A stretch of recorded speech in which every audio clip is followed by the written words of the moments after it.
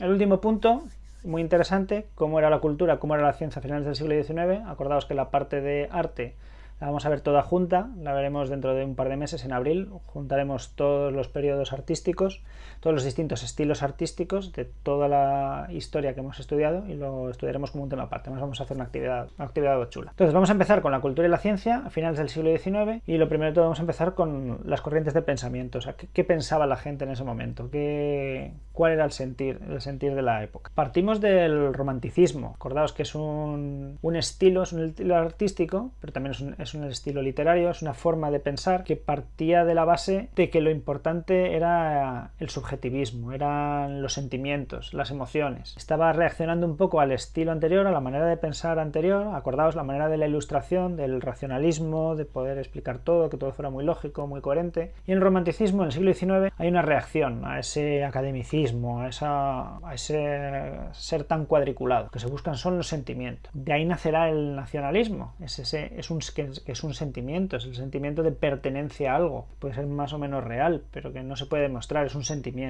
Pues yo me siento español, yo me siento alemán, yo me siento catalán. Como es un sentimiento que ya os digo se pone de moda en esta época, no se puede discutir. Este romanticismo a finales del siglo XIX ya está un poco de capa caída, ya está siendo contestado. Y está contestado también en buena parte por la industrialización. La industrialización ha demostrado hasta la fecha que el progreso técnico es fruto del racionalismo, de la experimentación y nada que ver con los sentimientos o con ideas, por así decirlo, preconcebidas. De manera que se ponen en marcha, empiezan a tener más auge unas corrientes de pensamiento que están intentando buscar ese mecanicismo, ese cientifismo que hay en la técnica, en la tecnología de la época, traspasarlo al pensamiento. Por ejemplo, fue famoso el positivismo de Auguste Comte, que a pesar de ser una teoría filosófica, lo que hacía era negar todo aquello que no pudiera ser demostrado por la experiencia. Es decir, todo aquello que afirmáramos como real, como verdad, tenía que poder ser demostrado empíricamente, de una manera directa y clara. También muy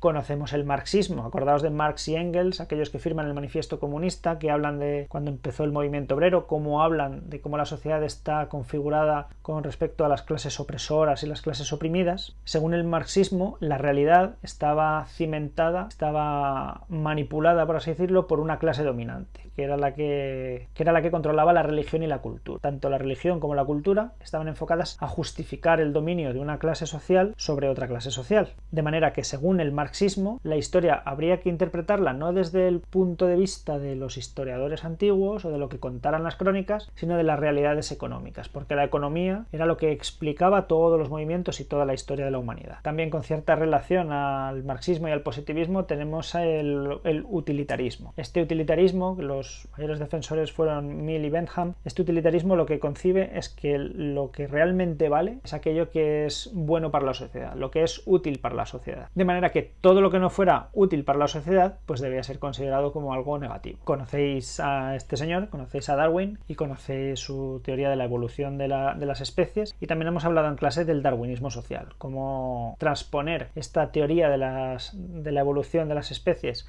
a las sociedades llevó a pensar a mucha gente esa corriente de pensamiento de civilizaciones superiores y civilizaciones inferiores, es decir, las más avanzadas y las más primitivas. Dentro de la cultura vamos a hablar también de la literatura. Además esto os vendrá bien porque este año estáis estudiando esta época también en literatura. Si no la habéis estudiado ya, tenéis que estar a puntito. Una época que en España además es muy importante, me imagino que leeréis cosas de autores españoles, fue el realismo literario. Fijaos que esto está relacionado también con ese marxismo, con ese positivismo. Como los escritores de esta época se van a olvidar un poco de expresar sentimientos y lo que van a buscar es expresar, transmitir la realidad de su época. Estos son autores muy conocidos de la época, franceses, ingleses, rusos, americano Mark Twain, y por supuesto tenemos a Don Benito, a un español. Sus obras van a estar repletas de descripciones, me imagino que a lo mejor alguno lo habéis sufrido en literatura o lo habéis disfrutado. En estas descripciones lo que pretenden es que nosotros los lectores nos hagamos una idea muy clara de cómo era la situación, cómo era la escena. Hoy en día nos puede resultar a lo mejor un poco pesado, más tedioso, porque es muy largo, pero sí, lo que intenta es darte una sensación de realidad absoluta, de explicarte exactamente cómo es la situación en la que se está desenvolviendo la trama de la novela o de la obra literaria que sea. Y muy relacionado con el realismo, con este realismo literario, será el naturalismo literario. Este naturalismo pretenderá hacer lo mismo, es decir, representar la realidad tal cual es, pero haciendo hincapié en la crudeza de la realidad. Acordaos que en esta época la vida de los obreros es muy dura y hay una serie de novelistas o de literatos que van a intentar expresar eso en sus obras. Eso será este naturalismo literario. Quedaos con las caras de estos, que no es porque vaya a caer en un idoceo, que va, hombre, que va. Y por otro lado vamos a ver el desarrollo científico. Acordaos que estamos en una época estamos en la segunda revolución industrial, el avance científico es muy importante, de manera que hay una gran inversión en investigación y se desarrolla muchísimo la sociedad técnica, es decir, se desarrollan los avances técnicos que van a estar al servicio de este progreso. Causas de esta revolución, de esta segunda revolución industrial, de esta segunda revolución científica, es decir, acordaos que la primera revolución industrial en cierto modo supone una primera revolución científica, es la ciencia la que impulsa esta primera industrialización. Para la segunda revolución industrial ocurrirá algo parecido, hay una segunda revolución científica que va a impulsar también esta segunda revolución industrial. O viceversa, las necesidades de esta segunda revolución industrial impulsan la necesidad de avanzar científicamente para poder seguir progresando. Y para ello se crean centros de estudios que van a ahondar en este campo, por ejemplo, las universidades, las sociedades científicas de cada país, más adelante habrá una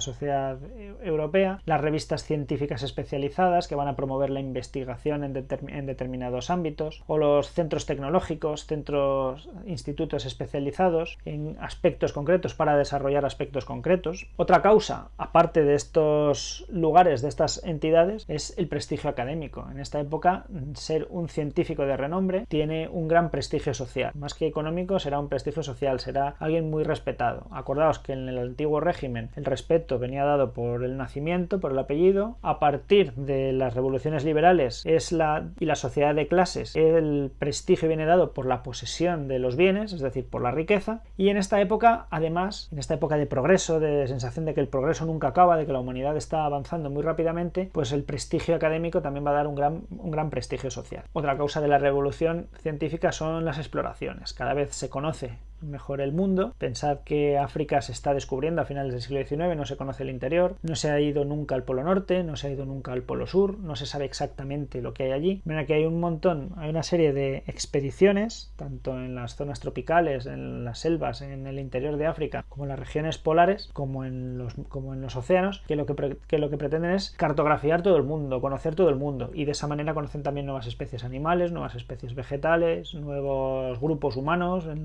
las selvas que no habían tenido contacto con el hombre blanco, con el mundo exterior. Y por supuesto, otra causa de esta revolución científica es la extensión de la educación. Una educación que ya comentamos que había sido obligatoria, que se estableció como obligatoria la primaria en Europa y que poco a poco se irá expandiendo, irá alcanzando a escuela secundaria y por supuesto la universidad, más adelante la universidad. Una causa fundamental de la revolución científica obviamente son los avances científicos, es decir, hay una gran investigación en distintos ámbitos, en la biología, en la medicina, en la física, en la química. Aquí tenéis algunos de los investigadores más famosos de la época, como que van a posibilitar esos avances médicos que hemos dicho que se establecerán en la medicina, pero también en la tecnología, en el armamento, en distintos ámbitos.